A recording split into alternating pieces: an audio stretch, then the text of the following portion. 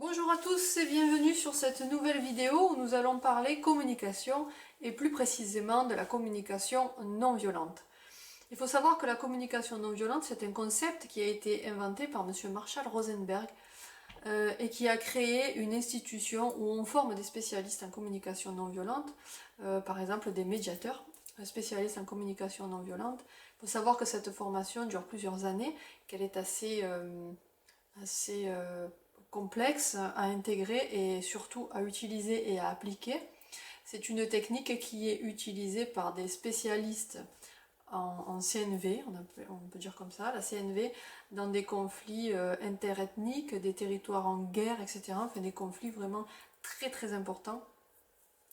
Et il utilise cette communication, cette façon de communiquer là.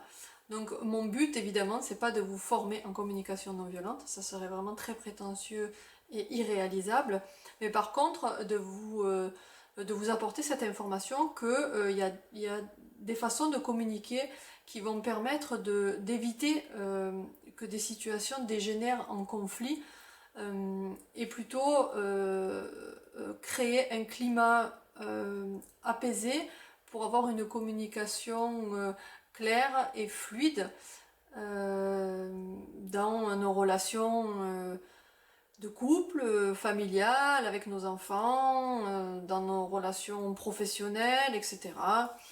Voilà un petit peu le but de la vidéo, c'est de vous expliquer en fait le schéma, le squelette de qu'est-ce que c'est que la communication non violente et aussi bien sûr comment est-ce que vous pouvez commencer à l'appliquer avec quelques connaissances. Vous pouvez faire de très gros progrès, de très belles avancées dans votre façon de communiquer, déjà en sachant que votre communication parfois elle est peut-être pas adaptée, ou en tout cas pas adaptée à ce que vous voulez. Par exemple, si vous voulez avoir une communication avec quelqu'un, lui faire un reproche, une réflexion par exemple, sans créer de conflit, sans créer de dispute, eh bien il y a quelques techniques à connaître. Alors je vais diviser cette formation, entre guillemets, on va dire ça comme ça, en communication non violente. Je vais la diviser en 3 vidéos, je pense, parce qu'une seule vidéo pour expliquer tous les cas de figure, ça serait une vidéo qui serait, à mon avis, trop longue et vous risquez de décrocher à la fin. Enfin, vous risquez de décrocher avant la fin. Moi, ce que j'aimerais faire dans cette vidéo, c'est vous expliquer un petit peu comment faire.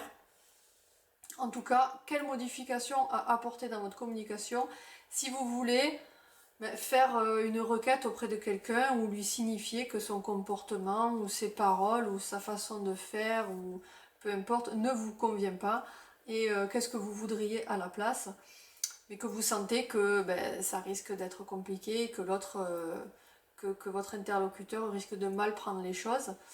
Donc voilà, si vous écoutez un petit peu cette vidéo et que vous comprenez, que vous prenez quelques notes, vous aurez quand même quelques astuces. Donc je vais arrêter de présenter, je vais rentrer dans le vif du sujet. Donc on va prendre l'exemple, vous devez faire une réflexion à quelqu'un, une requête, une demande, quelque chose qui vous dérange. Mais vous ne voulez pas générer de conflit, ou en tout cas, vous voulez faire en sorte que votre façon de présenter les choses ne génère pas du conflit. Parce que l'autre, vous ne pouvez pas maîtriser ce qu'il pense et ses réactions. Il a peut-être pas il a peut-être pas eu d'informations au sujet de la communication non violente. Donc ça, vous pouvez pas le maîtriser. Mais vous, en tout cas, de votre côté, vous allez poser les choses d'une façon favorable, à un climat apaisé. Alors, la première des choses à faire, quand vous voulez faire une réflexion à quelqu'un ou lui demander un changement de comportement, c'est de ne jamais commencer par une accusation. Parce qu'une accusation, par exemple, si vous dites je trouve que tu es égoïste, un, vous accusez, deux, c'est agressif, et trois, vous interprétez son comportement. Parce que vous ne savez pas pourquoi il agit comme ça. C'est vous qui décidez que son attitude est égoïste ou que la personne est égoïste. Donc ce qu'il est bien de faire, c'est de juste décrire la situation que vous voyez et qui vous dérange, ou de répéter les mots que vous avez entendus et qui vous ont heurté, mais sans interpréter. Par exemple, votre enfant laisse son linge traîner par terre à chaque fois qu'il prend sa douche. On va prendre un exemple très banal. Mais au lieu de lui dire écoute, je trouve que tu es très désordonné, qui peut être considéré comme une agression par votre enfant ou votre ado ou votre mari, enfin votre compagnon aussi, dites plutôt lorsque je vois que ton linge reste au sol après la douche ou quand tu sors de la salle de bain. Vous décrivez la situation très précisément. C'est le linge qui est par terre qui vous dérange, c'est pas le fait qu'il soit désordonné. Ça, c'est votre opinion. Donc, lorsque je vois que le linge reste au sol lorsque tu sors de la douche, c'est le fait, description du fait. Ça peut être des paroles. Lorsque j'entends que tu me dis que je suis égoïste, on verra après ce qu'on dit à la suite, mais vous constatez, juste vous répétez les mots que la personne a dit. Et vous n'allez pas lui dire lorsque tu me manques de respect. C'est aussi une interprétation. Même si c'est vrai, c'est aussi une interprétation. Et où il y a interprétation, il y a possibilité de contestation. C'est-à-dire que l'autre personne, elle peut très bien vous dire ben non, je suis pas égoïste. Ben non, je suis pas désordonné. Ben non, je suis pas bordélique. Ben non, je suis pas irrespectueux, etc. Donc, répétez juste les faits et décrivez la situation qui vous dérange sans impliquer le caractère de l'autre. Juste les faits ou les mots. Voilà, ce que vous avez vu, ce que vous avez entendu, ce qui est arrivé. C'est tout. Après cette étape-là, vous allez exprimer ce que vous ressentez. Ça aussi, ce n'est pas contestable. Et vous n'intégrez pas l'autre, vous n'accusez l'autre de rien. Par exemple, lorsque je vois que le linge reste au sol à chaque fois que tu sors de la douche, ben, ça me met en colère. Voilà. Ça me met en colère. Pas tu me mets en colère, mais ça me met en colère. Lorsque j'entends que tu me dis tous les jours, tu me répètes tous les jours que je suis égoïste, ça me rend triste, ça me met en colère. Ce n'est pas contestable et c'est votre sentiment à vous, c'est votre émotion à vous, donc vous avez le droit de l'exprimer. Donc jusque-là, il n'y a aucune agressivité, aucune accusation, aucune interprétation. À la suite de ça, lorsque vous avez exprimé votre émotion, ça me met en colère, je suis triste, j'ai peur, voilà, tout ça ce sont des émotions. Vous allez exprimer le besoin chez vous qui n'est pas satisfait. Alors, petite parenthèse, à chaque fois qu'il y a une émotion désagréable, c'est qu'il y a un besoin chez vous qui n'est pas satisfait. C'est comme ça. Voilà. On pourrait réfléchir sur le concept, etc., mais c'est pas utile. C'est juste à savoir, une émotion, c'est un besoin, une émotion désagréable, c'est un besoin qui n'est pas satisfait. Par exemple, vous avez peur, c'est une émotion. Votre besoin qui n'est pas satisfait, c'est le besoin de sécurité, par exemple. Donc, vous décrivez la situation comme elle est. Vous exprimez votre émotion, la vôtre, ce que vous ressentez à ce moment-là, et vous exprimez le besoin qui n'est pas satisfait. Par exemple, lorsque je vois que tout ton linge reste au sol quand tu sors de la douche, ben ça me met en colère, parce que j'ai besoin de sentir un certain respect dans cette maison. J'ai besoin de sentir, j'ai besoin de me sentir soutenue dans l'entretien de la maison. J'ai besoin de sentir que tu m'écoutes lorsque je te demande de ranger. Voilà. Alors, là j'ai fait une petite erreur parce que il faut pas dire le tu. J'ai besoin de me sentir soutenue dans l'entretien de la maison. J'ai besoin de me sentir écoutée.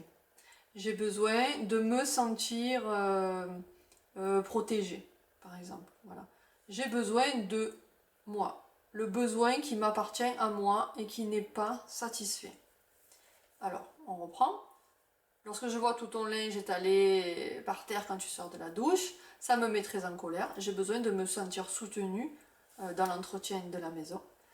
Et une fois que ça s'est fait, une demande. On demande quelque chose de très précis pour aller jusqu'au bout. Sinon, ça n'a aucun intérêt. Sinon, c'est râler pour râler. Voilà. Donc, la demande, là, c'est une demande précise et on s'adresse à l'autre. Ce que je te demande. Voilà. Et là, on fait une demande très précise et pas quelque chose de général. Par exemple, ce que je te demande, c'est de me respecter. ben, l'autre il peut l'interpréter d'une façon qui ne vous convient pas. Demandez vraiment ce dont vous avez besoin pour que votre besoin soit respecté.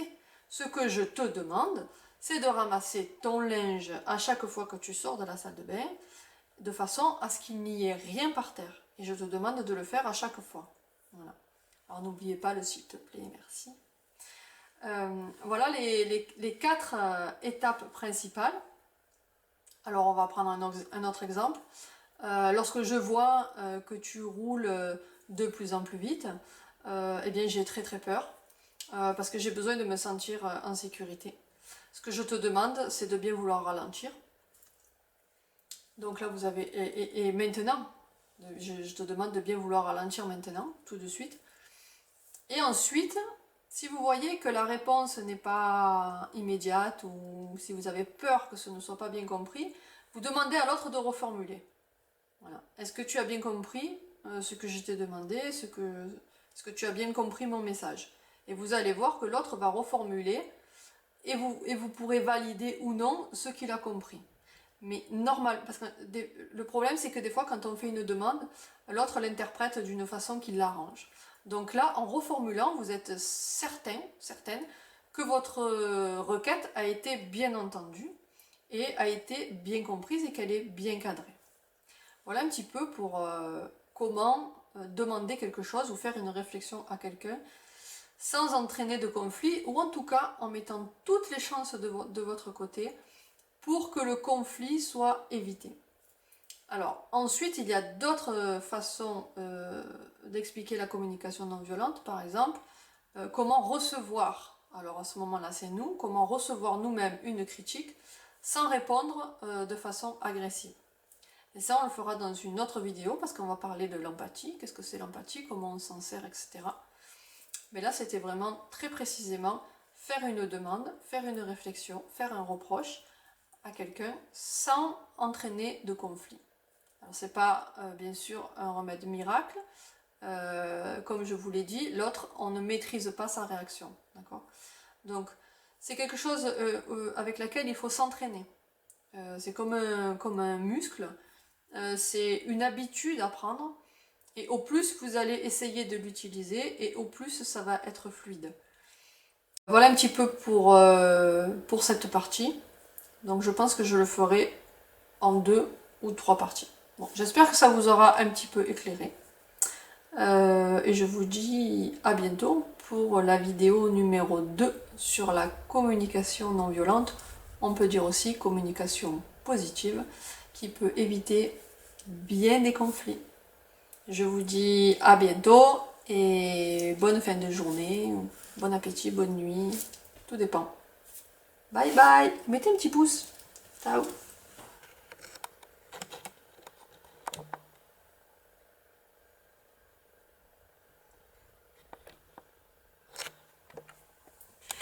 Alors